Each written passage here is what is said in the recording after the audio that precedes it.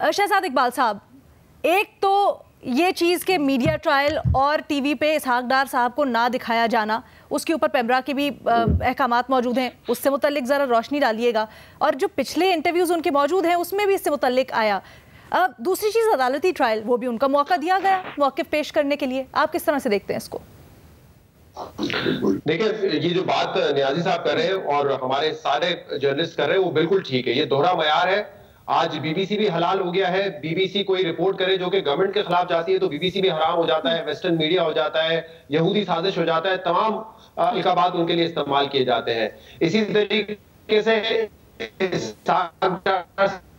का पाकिस्तान के अगर बीबीसी एक हार्ड टॉक के इंटरव्यू में उनको बड़ा टफ टाइम देता है, ग्रिल करता है, तो फिर आपके फेवर में वो बात जारी होती है और आप उसको नशर करने की इजाजत दे देते हैं। जो बात कर रहे हैं नियाजी साहब, एक पूरा कल जो है चैनल पे पूरा शो उनका चला है, 28 मिनट का जो था पूरा चलाया गया है। आई एम श्योर पेमरा की तरफ से कोई नोटिस नहीं आया होगा। जिन लोगों ने क्लिप्स चलाए हैं उनके पास भी नहीं आया होगा।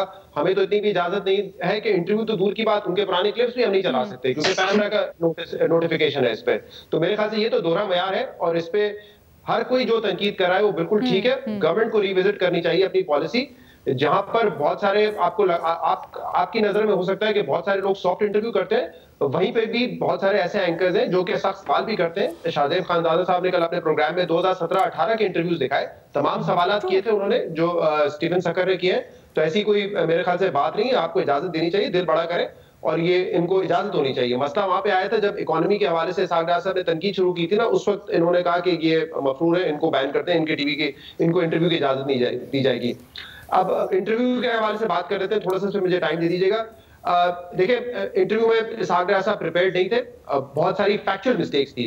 ये तो आप कह सकते हैं कि हल्का जवाब था, कैसे देना चाहिए था, उस पर मेरे ख्याल से इतनी पोलराइजेशन है। पीटीआई का मौक़िफ़ होगा, नून लीग वालों को बड़ा अच्छा लगा होगा इंटरव्यू, लेकिन फैक्चुअल मिस्टेक्स उसमें काफी सारी थी। मिसाल के तौर पर ये जो एक प्रॉपर्टी वाली बात है, ये कम से कम एंकर को 4 मरतबा पूछना पड़ा था, how many properties do you have. चौथी मरतबा उन्होंने जवाब दिया।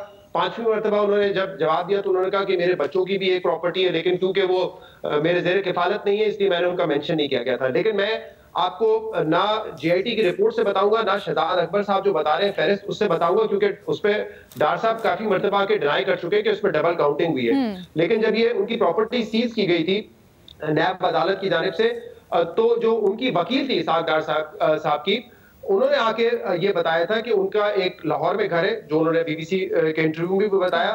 फिर अल-फलाह हाउसिंग सोसाइटी में उनके 3 प्लॉट्स हैं, एक उनके नाम पे, एक बीवी के नाम पे, एक बच्चे के नाम पर है।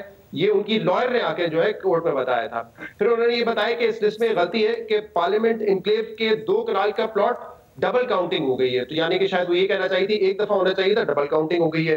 फिर उन्होंने बताया एमिरेट्स हिल का जो उनका फ्लैट था वो उन्होंने अपने बच्चों को भेज दिया था, वो गिफ्ट कर दिया था उनको, बेचा नहीं था, सॉरी गिफ्ट किया था।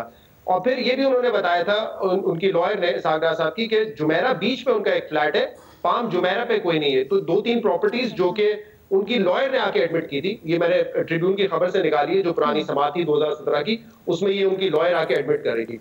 फिर उन्होंने एक जगह पे ये कहा कि फाफिन ने ये डिक्लेयर किया हुआ है कि 35 सीट्स पे जो है वो रिगिंग हुई थी। मैंने अभी फाफिन की रिपोर्ट देखी है, मुझे नहीं वो पेज मिला ना वो पैराग्राफ मिला जिसमें फाफिन ने कहा है कि 2018 में 35 सीट्स पे रिगिंग हुई थी, ये मुझे नहीं मिला। तो यहाँ पे भी फैक्चुअली उनकी बात गलत थी।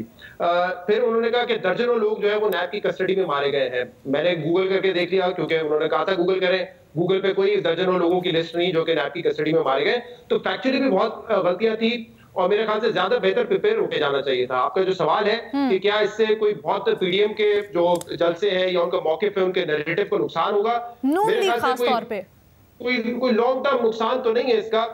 2-3 दिन का ये मेला लगेगा टीवी पे और जो उनके मुखालफिन है वो उनके ऊपर तनकीद भी करेंगे। माशाल्लाह हमारे यहाँ इतने क्रिएटिव लोग हैं, आप देख रहे हैं मीम्स किस किस्म के बन रहे हैं, वो भी होता रहेगा। लेकिन मेरे ख्याल से ओवरऑल जो लार्जर कॉन्टेक्स्ट में अगर आप कहें कि पीएम के बयानी को बहुत बड़ा नुकसान होगा, झटका पहुंचेगा, तो ऐसा नहीं होगा। 2-3 पॉइंट्स बड़े एम्बैरेसिंग थे इसमें। देखिए, जब भी आप बाहर बैठ के एंकर आपसे ये पूछता है कि आप यहाँ 3 साल से मौजूद है, आप कह रहे हैं मैं इलाज करवा रहा हूँ, फिर वो कहते हैं कि नहीं आप मफरूर हैं, फिर वो ये कहते हैं कि आपके जो लीडर है साबिक वजीर आजम और वो भी इलाज के घर से यहाँ पर आए हुए हैं, कन्विक्टेड है। बड़ी ट्रिकी गेम है ये परसेप्शन की। शहजाद इकबाल साहब, मैं महमल की तरफ भी पॉइंट लेके जाना चाहती हूँ। ठीक है, कन्विक्टेड है तो आपको अगर ग्रीवेंसेस भी हैं, ठीक है, आपको नहीं, ठीक है।